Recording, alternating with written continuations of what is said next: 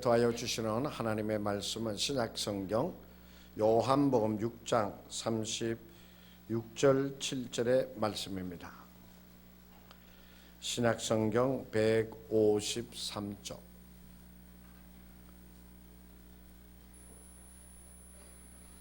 신약성경 153쪽 요한복음 6장 36절 7절의 말씀입니다. 찾으신 줄 알고 받들어 봉독하겠습니다. 그러나 내가 너희에게 이르기를 너희는 나를 보고도 믿지 아니하는도다 하였느니라. 아버지께서 내게 주시는 자는 다 내게로 올 것이요 내게 오는 자는 내가 결코 내쫓지 아니하리라. 아멘. 이 시간 어제 저녁에 월드컵 축구 결승전이 있었잖아요. 그게 하필 왜 또 새벽 1시부터 시작을 해가지고 어제 설교 마치고 들어가서 저거 봐야 되는데 그러다가 보면 안 되지, 주일 지장이 있어서 안 되지 그러고 들어가서 잤어요. 잠자리에 누워가지고 이제 오늘 설교에 대해서 이렇게 쭉 이렇게 다시 한번 생각을 하면서 저는 잠을 자는데 생각을 하는데 그런 생각이 들었어요. 만약에 이기게 되어지면은 우승을 하게 되어지면 참 다행이지만 만약에 진다면은 정말 진다면은 그 지는 것이 참 오늘 제가 전하고자 하는 그 말씀과 참 딱 맞아 떨어진다 그런 생각을 했어요. 왜냐하면 오늘 설교 제목이 그래도 사랑하십니다거든요. 그래도 사랑하십니다. 그 게임을 하기 전에 그 유상철 이강인 그 친구를 그 지도했던 코치 유상철 씨인가 그렇죠. 그분이 그 얘기를 했어요. 뭐냐면 만약에 이 게임에서 이기게 되어지면은 참 좋지만 만약에 지게 되어진다면 사람들이 비난을 할 것이다.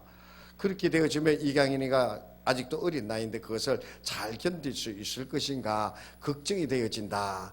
그 기사가 나왔었거든요. 그래서 저는 지더라도 그래도 우리는 사랑합니다. 이것이 바로 진정한 사랑하는 자의 모습이 아니겠는가 그런 생각을 오늘 아침에 일어나니까 1대3으로 져가지고 제가 그 생각을 해봤습니다. 얼마 전에 그 헝가리의 다뉴브 강에 유람선이 침몰되어졌잖아요. 정말 안타까운 일들이 있었죠. 이제 선체를 인양을 해서 그 조사 중이라고 하는데 그 수중 탐사에 참여했던 헝가리의 잠수부 2명이 인터뷰를 했습니다. 인터뷰하는 중에 무슨 내용이 있었느냐 하면 자기네가 들어가서 그 선체를 이렇게 보는데 거기에 그 계단 있는 쪽에 그 할머니하고 6살 그 아이가 실종됐더랬잖아요. 그 아이를 할머니가 꼭 안은 채로 그 계단에서 돌아가셨더라는 거예요. 그래서 이 시신을 인양을 해야 되는데 따로 떨어뜨려서 인양을 해야 되는데 아무리 이렇게 할머니 팔을 빼려고 그래도 도저히 떨어지지 않더라는 거예요. 그래서 할 수 없이 이 잠수부들이 그 두 사람을 같이 이렇게 어렵게 그렇게 인양을 했답니다. 돌아가시면서 할머니가 그 아이를 얼마나 힘차게 안았던지 이거 그대로 굳어져 가지고 이게 풀리지 않아서 그렇게 했다 그렇게 얘기해요. 그러면서 그 돌아가시는 거 좀 가실 때 얼마나 그 6살 난 손녀를 보면서 할머니의 마음이 어떠했겠습니까? 돌아가시면서 그 아픈 마음, 내가 이 아이를 살려야 되는데 놓쳐서는 안 되는데 하면서 얼마나 품에 코 안고 그렇게 계셨던지 그것을 우리가 헤아려 볼 수 있습니다. 바로 그렇게 할머니는 그 아이를 마지막 순간까지 사랑한 모습을 우리가 볼 수 있게 되어집니다. 성경에 보면은 하나님께서 우리 인간을 사랑하시는데 도저히 정말 인간으로서는 생각할 수 없는, 상상할 수 없는 크고도 놀라운 그 사랑을 우리에게 보여주시는 장면들이 많이 나옵니다. 특히 이스라엘을 향한 하나님의 사랑은 크고도 놀라웠습니다. 하나님께서 이스라엘 백성들에게 하신 말씀이 뭐예요? 나는 너희의 하나님이 되고 너희는 나의 백성이 되리라. 하나님과 그 백성이 서로 하나님, 나의 백성 인정하고 인정함을 받는 그러한 관계였었잖아요. 근데 이 이스라엘 백성들이 하나님을 끝까지 잘 섬기면은 좋았을 터인데 시대가 흐름에 따라서 이스라엘은 하나님을 배반하게 되어지죠. 하나님이 그렇게 싫어하시는 바알을 섬기게 되어지고, 그리고 하나님의 말씀을 따라서 그 사회가 정말 이렇게 바른 사회가 되어져야 되는데, 있는 자는, 권력이 있는 자는 없는 자를 억압하고 많이 가진 자는 없는 자들의 것을 탈취하는 그런 정말 엉망인 사회가 되어져 버리잖아요. 그래서 하나님께서 그들을 벌하시고자 했죠. 어느 정도였느냐면 말라기 선지자가 그런 얘기를 했죠. 너희의 더러운 손으로 제사 드리는 그 제물에 나는 질렸다. 차라리 내 앞에 나오지 말라, 나한테 제사를 드리지 말라 라고 말할 정도로 하나님께서 이스라엘 백성에 향하여 실망한, 정말 하나님께서 너무나 노한 그 모습을 우리에게 보여주고 있잖아요. 그래서 하나님께서 이스라엘 백성들을 어떻게 했습니까? 북이스라엘은 아수르라고 하는 나라에 망하게 하시고, 그리고 남유다 그 나라는 바벨론이라고 하는 나라에 망하게 하셨잖아요. 그렇게 그들을 채찍으로 징벌하셨지만 하나님께서는 그걸 그대로 끝까지 두고 계시지는 아니하셨습니다. 그들이 포로로 잡혀가고 나서 70년이 지난 다음에 바사왕 고레스 원년에 그 왕이 칙령을 내려서 이스라엘에서 붙잡아 온 모든 노예들을 다 고향으로 돌려보내고, 그리고 그때 허물어졌던 예루살렘 성전을 다시 재건할 수 있도록 모든 지원을 하고 있는 것을 에스라서에 보면 나타나고 있는 것을 보게 되었어요. 하나님께서는 그들이 범죄하였을 때 정말 화나셔서 그들을 징벌하고 다스리고 채찍으로 때리셨지만, 하나님께서는 그 이스라엘 백성, 내 백성이라 말씀하여 주셨기에 그 이스라엘을 사랑하시되 끝까지 그냥 모르겠다고 그냥 징벌하시는 가운데 내버려 두신 것이 아니라 마지막에는 그들을 다시 품어 안고 내 백성이라고 다시 품어 안고 계시는 것을 우리가 보게 되어집니다. 이게 바로 하나님의 사랑이잖아요.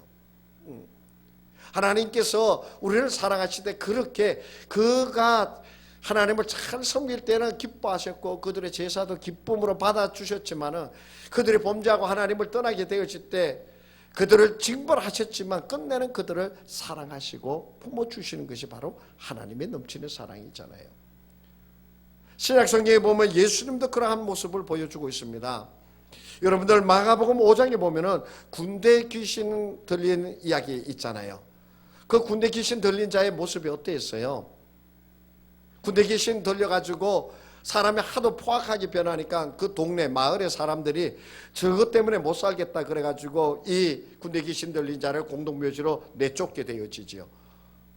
그래도 자꾸 그 마을에 내려와서 행패를 부리고 막 그러니까는 동네 사람들이 달려 들어가지고 그 사람을 쇠사슬로 꽁꽁 묶어가지고 말뚝 박아놓고 돌아다니지 못하도록, 마을에 다시 내려오지 못하도록 모든 사람, 마을 사람들에게서, 부모와 친척에게서부터 그 사회에서 도태되어진, 내어버림을 당한 그 자가 바로 군대 귀신 들린 자이잖아요. 그런데 성경에 보면 예수님께서 그 군대 귀신 들린 자, 모든 사람에게 버림을 받은, 정말 사람의 모습으로 살아가지 못하고 있는 그 군대 귀신 들린 자를 찾아가셔서 말씀 한마디로 그 군대 귀신 들린 자를 낫게 하여 주시잖아요. 그런데 이 마가복음 5장 앞에 있는 마가복음 4장 끝부분에 보면은 어떤 기사가 기록이 되어지느냐 하면 예수님께서 배를 타고 그라사 지방에 가시는데 풍랑을 만나게 되어집니다. 배가 막 파선해서 침몰할 지경이 되어져서 제자들이 막 예수님을 깨우는 그런 장면이 나오는데, 이 장면을 연결해서 보게 되어지면은 어떤 얘기가 되어지느냐 하면 예수님께서는 그라사 지방의 군대 귀신 들린 자 그 한 사람을 구하기 위하여, 그 한 사람, 버림받은 한 사람을 구하기 위하여 풍랑을 뚫고 그라사 지방까지 가셨고, 그리고 그라사 지방에서 그 한 사람을 낫게 하신 다음에 동네 사람들이 와보니까 귀신 들린 자가 멀쩡히 앉았으니까 너무 두려웠어요. 그래서 예수께 와서 나가달라고, 너무 두려우니까 나가달라고. 그래서 예수님이 쫓겨나다시피 해서 그 마을에서 나오게 되어지잖아요. 한 가지예요.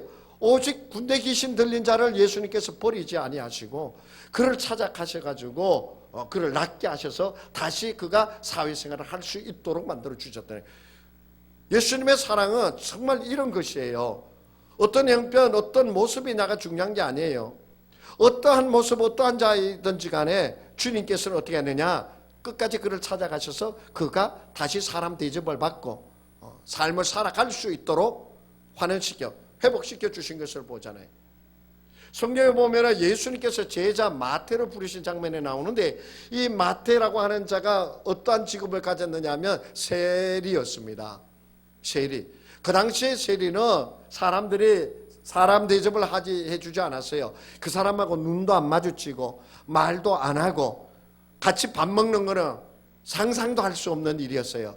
그런데 예수님께서 이 마태를 보고 하신 말씀이, 마태야 너 나를 따라오라. 그러니까 이 마태가 자기에게 말을 걸어주는 그 선생, 예수를 보고 감격해서 예수님을 따라가면서, 너무 감격해서 예수님 우리 제가 식사 초대합니다. 그래가지고 마태가 자기 집에 모셔다가 예수님을 식사 대접을 하는 거예요. 그걸 보고 바리새인들이 얘기하잖아요. 야, 너희 선생은 어떻게 되어진 게 세리와 같이 말을 하고 세리와 같이 식사를 하느냐? 어떻게 저렇게 버림받은 자와 함께 식사를 한단 말이냐 하면서 막 제자들에게 바리새인들이 난리를 치겠잖아요. 그때 예수님께서 귀한 말씀하시죠. 건강한 자에게는 의원이 필요 없지만 병든 자에게는 의사가 있어야 된다 라고 하는 그 말씀을 해주고 계시잖아요. 주님께서는 그 마태가 모든 사람들에게 지탄을 받는 그 세리인 것, 그게 중요한 게 아니에요. 그도 하나님의 사람, 아브라함의 후손인 것을 보시는 거예요. 그리고 나서 그가 하나님의 백성으로 살아갈 수 있도록 인도하여 주시는 것을 보게 되어져요.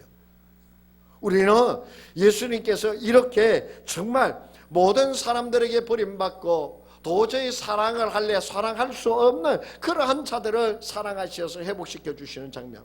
요한복음 21장에는 베드로, 배에 반하여 떠나갔던 베드로를 다시 불러주시고 계시는, 바요나 시몬아 네가 나를 사랑하느냐 라고 하시면서 그 베드로 정말 낙심하여서 예수님을 배반하였다는 그 자책감에 젖어서 갈릴리로 내려가서 고기를 잡고 있던 베드로를 다시 불러주시는 것을 보게 되어지잖아요. 수가성의 여인, 사람들의 눈을 빼하여 물길래 왔던 남편이 여럿이나 있고 지금 있는 남편도 자기 남편도 아닌 그런 삶을 살아가고 있던 여인에게 정말 주님이 함께하여 주시어서 그 여인의 동네 가가지고 막 내가 메시아를 만났다라고 막 얘기하며 돌아다니게 만들어 주잖아요. 이게 바로 예수님께서 우리에게 보여주시고 우리가 그런 사랑 가운데 있는 것을 알아야 되는 거예요. 오늘 37절의 말씀을 한번 보세요. 그 37절 말씀을 보면 이렇게 말씀하고 있죠. 아버지께서 내게 주시는 자는 다 내게로 올 것이요 내게 오는 자는 내가 결코 내쫓지 아니하리라 라고 말씀을 하고 계시는 것이에요. 그것은 주님께로 오는 자, 그 하나라도 내가 잃어버리지 않고 다 구원하려 함이라 라고 하는 그 예수님의 마음을 우리에게 가르쳐 주시는 것이에요. 예수님은 이렇게 우리를 사랑하시되 끝까지 사랑하여 주시는 거예요. 요한복음 13장 1절의 말씀에 보면 예수님께서 마지막 이제 제자들을 두고 십자가에 달려 떠나가시게 되어질 그때 그 말씀이 뭐냐면 제자들을 사랑하시되 끝까지 사랑하셨다라고 말씀해 주고 계세요. 주님의 사랑은 있잖아요. 끝까지 우리를 끝까지 사랑하여 주는 거예요. 그 제자들이 자기를 버리고 다 도망가도 그 제자들이 자신을 배반하고 저주하고 떠나가도 그래도 사랑하시되 끝까지 사랑하시는 것이 바로 예수님의 사랑입니다. 사랑이에요. 예수님이 하신 그 비유 중에 탕자 비유가 있잖아요. 그 탕자가 어땠어요? 돼지 우리에 들어가서 돼지가 먹는 것 먹고 지내는 그러한 탕자였잖아요. 여러분들 돼지 우리에 가보셨어요? 돼지 우리 있잖아요. 정말 가보지 않으면 말을 하지 마세요. 얼마나 냄새가 지도하니 머리가 아픕니다. 머리가 아플 정도로. 제가 강원도 있을 때 그 돼지 막사, 돼지 키우는 분들이 있어서 그 신방을 가잖아요. 제가 전에도 얘기를 한번 했습니다만 제가 봉구를 몰고 그 신방을 갔는데 신방을 들어가면서 차문을 요만큼 열어놨더니 나와서 보니까 그 창문 사이로 파리가 얼마나 들어갔는지 문을 열고 딱 보니까 천정이 새카매요. 이게 막 차가 움직이나 왱왱하고 막 돌아다니는, 그러니까 눈에 거슬리죠. 그래서 고개 숙이고 운전했어요. 신방 같은 분들은 이렇게 바로 앉지를 못해요. 파리가 위에서 하도 나대가지고. 그래가지고 집에 와가지고는 창문 다 닫고서는 에프킬라 뿌려가지고 그 파리를 다 잡았어요. 돼지우리요, 자기 자신 돼지 치는 사람이요, 자기는 몰라요. 냄새에 마취가 돼가지고 마비가 돼서 코가. 근데 있잖아요, 돼지 치는 분이 저기 오면요 벌써 냄새가 쫙 풍깁니다. 풍겨요.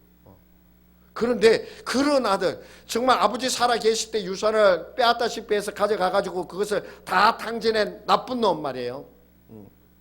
도저히 용서받을 수 없는 그런 아들이잖아요. 그런데 그 돼지우리에서 냄새 잔뜩 빼가지고 오는 그 아들을 부여잡고, 이내 아들은 이랬다가 내가 다시 찾은 아들이라고 그러면서 그 아들을 인정해주고 회복시켜주고 동네 잔치를 벌이고 옷을 새 것을 입히면서 그 아들을 다시 맞아주잖아요. 이게 바로 하나님 아버지의 사랑이에요. 하나님 아버지의 사랑이에요. 그렇게 사랑하시되 내가 어떤 모습이 되어져 있느냐, 그게 하나님한테는 아무 소용이 없어요. 아무것도 아니에요. 내가 얼마만큼 예수를 잘 믿느냐 못 믿느냐, 이게 큰 그것이 아니에요. 우리는 하나님께서 나를 사랑하여 주신다, 그것을요 깨닫고 믿고 확신하면서 사는 자가 되어야 됩니다. 아멘 좀 크게 해요. 하나님께서, 예수님이 우리를 사랑하실 때 그렇게 굳세게, 정말 내가 어떠한 모습이라도, 어떠한 형편이라도, 어떠한 처지에, 정말 내가 얼마나 죄악을 많이 짓고 내가 얼마나 어두운 곳에서 나쁜 짓을 많이 했고 아무 상관없어요. 그 어떠한 모습이라도 예수님은 그 모든 것을 다 받아주시는 것이에요. 이 사랑을 깨달아야지만, 주님의 그래도 사랑하십니다, 주님의 그 사랑을 깨달아야지만 진정한 그리스도인의 삶을 살아갈 수 있습니다. 여러분, 사랑을 받아보지 못한 사람은 있잖아요, 사랑하지 못합니다. 사랑을 받은 경험이 없는 사람은 사랑이 뭔지를 몰라요. 사랑은 말로 가르치는 게 아니잖아요. 그래서 어렸을 때, 아이가 어렸을 때 부모의 사랑을 듬뿍 받고 자라야 됩니다. 듬뿍 받고 자라요. 그래야지 이것이 사랑이구나 라고 하는 것을 그 아이가 커가면서 그것을 몸으로 익히는 거예요, 삶으로. 그래서 정말 마음의 사랑을 알게 되어지고 사랑을 행하는 자가 되어지는 것이에요. 여러분들, 우리가 하나님의 사랑을 듬뿍 받고 그 사랑 가운데 거하게 될 때 어떻게 되는지 아십니까? 여러분에게 정말 몹쓸 짓을 한 원수 같은 사람이 있을 거 아니에요. 정말 다시는 보고 싶지 않은 그런 인물이 있을 거 아니에요. 그런데 주님의 그 크신 사랑을 받은 사람은 어떤 일이 일어나는지 아십니까? 그를 바라볼 때 불쌍한 마음이 되어져요.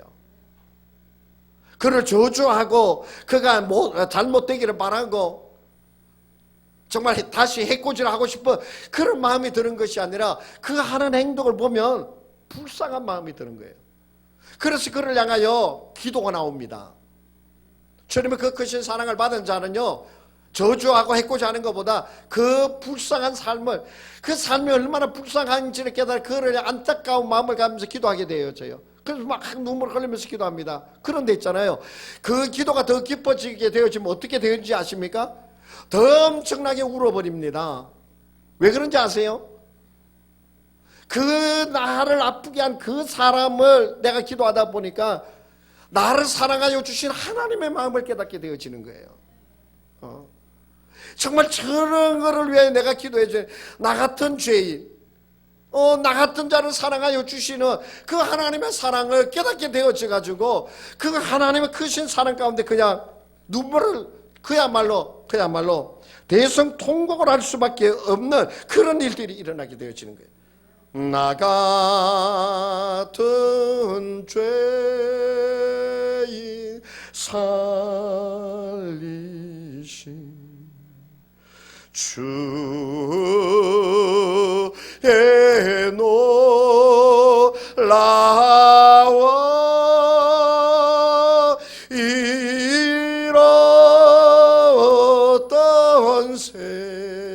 생명 찾았고 광명을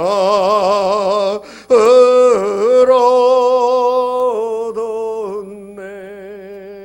할렐루야.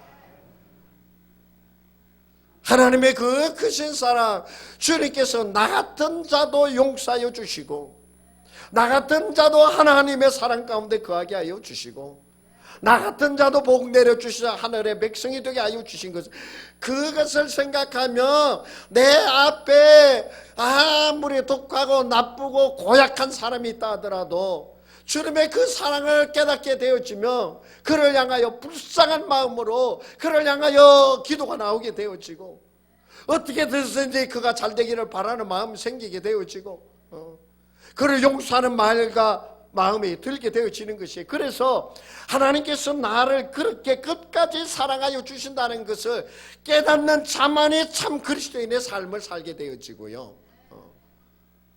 그렇게 하나님이 나를 사랑하여 주신다라고 하는 것을 깨닫는 자만이 참 그리스도의 사랑을 행할 수 있는 자가 되어져요. 우리가 입술로는 그리스도의 사랑으로 교회가 사랑해 어쩌고 저쩌고 많이 하지만 그리스도의 사랑을 깨닫지 못한 사람은 그런 얘기 하지 마세요. 그리스도의 사랑, 끝까지 사랑하여 주시는 그 사랑을 깨닫는 자만이 그리스도의 사랑, 교회는 사랑입니다, 그 얘기를 할 수 있는 거예요. 사람들은 떠나가고 버리고 마음에 안 든다고 요새 고유증 사건 나오잖아요. 아이고, 어떻게 그 흔적을 없애려고 그런 악랄한 일을 해요. 여러분 오늘 집에 가면은 아내 보고 고맙다고 감사하다고 그러세요.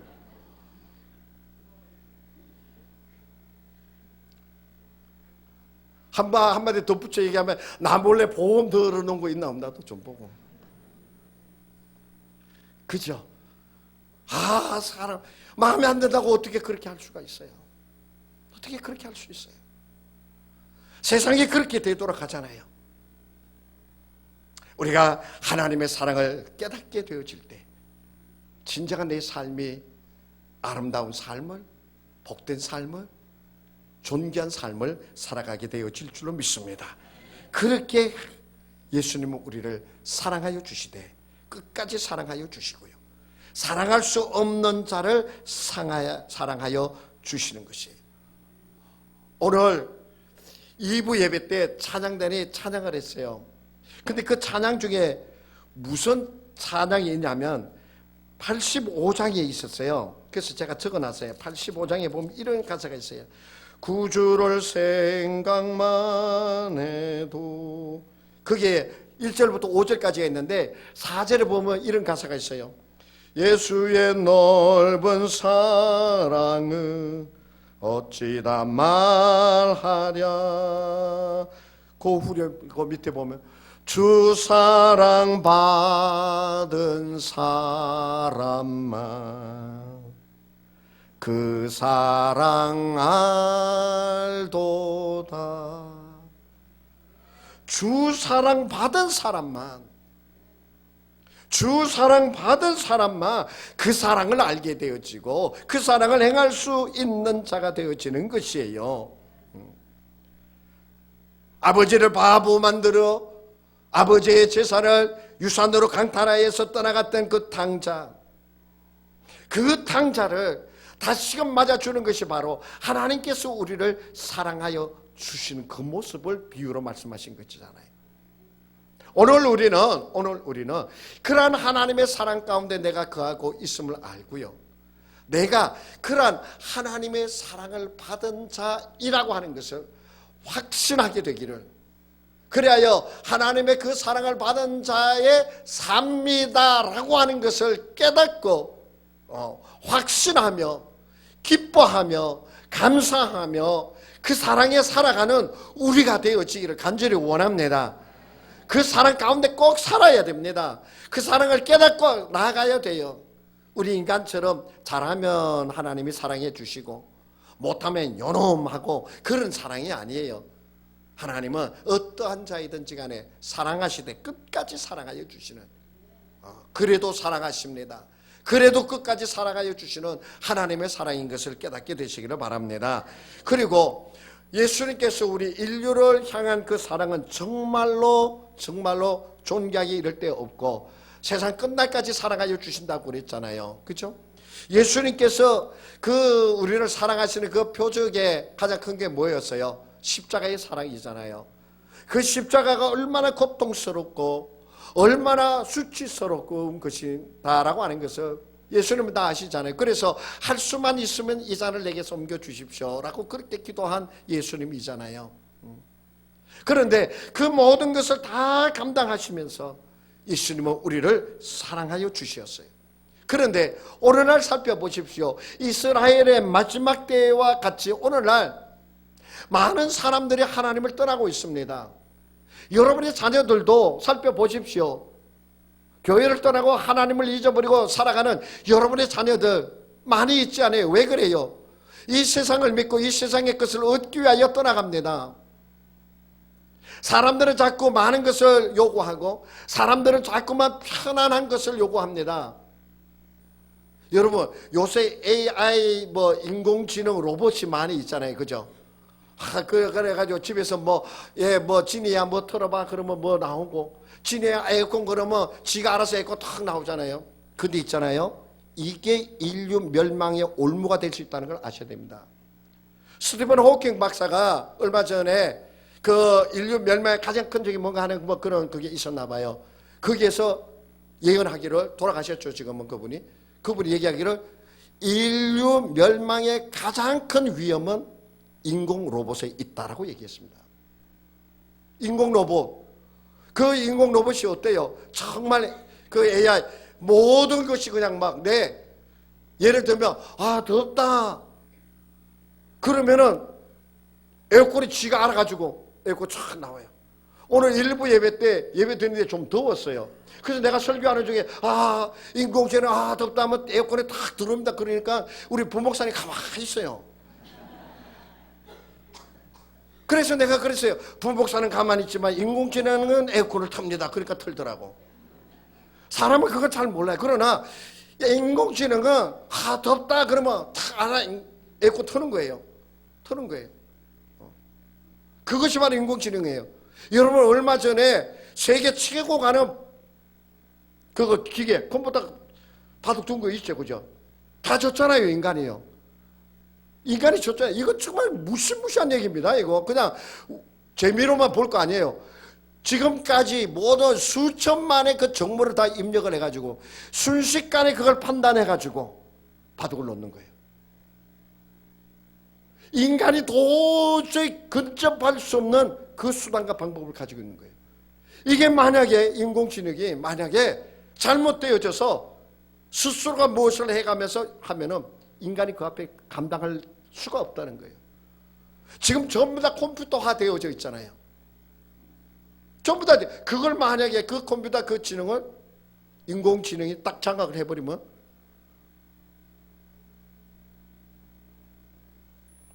생각하는 것이 두려운 정도가 되어져 버립니다.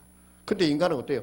점점 더 편하기 위해서 좀 더 많은 것을 하기, 신의 경계까지 다다르고 그러면서 자꾸 인간은 하나님에게서부터 멀어집니다. 인간은 하나님에게서부터 멀어집니다. 그러나 기억하십시오. 이 인간을 끝까지 사랑하시고 이 인간을 끝까지 붙들어서 구원시켜내실 분은 기계가 아닙니다. 인공지능이 아니에요. 그 인간을 끝까지 사랑하여 주시고 구원하여 주시는 분은 바로 예수 그리스도밖에 없습니다. 예수 그리스도만이 우리를 끝까지 사랑하여 주시는 것이고 예수 그리스도만이 우리를 끝까지 보호하시고 예수 그리스도만이 우리를 구원하여 주셔서 영생에 이르게 하신다라고 하는 것에 우리가 하나님의 사랑을 깨달으면서 이 말씀으로 크게 확신을 가지시고 주님을 바라보고 그래도 나를 사랑하여 주시는 그 주님, 내가 요 모습 요 모양이라더라도 그래도 나를 사랑하여 주시는 그 예수 그리스도의 그 사랑을 누리면서 나아가는 우리가 되어지기를 간절히 원합니다. 주님의 그 크신 사랑 가운데 거하시는 여러분이시다라고 하는 것을 기뻐하고 감사와 찬양과 영광을 돌리게 되시기를 바랍니다. 기도합니다. 하나님 아버지, 내 모습이 요 모양이지만 그래도 나를 사랑하여 주시는 주님 감사합니다. 항상 주님의 그 크신 사랑과 그 은혜, 그 인도하심 가운데 있게 하여 주시옵소서. 예수님의 이름으로 기도하옵나이다. 아멘. 280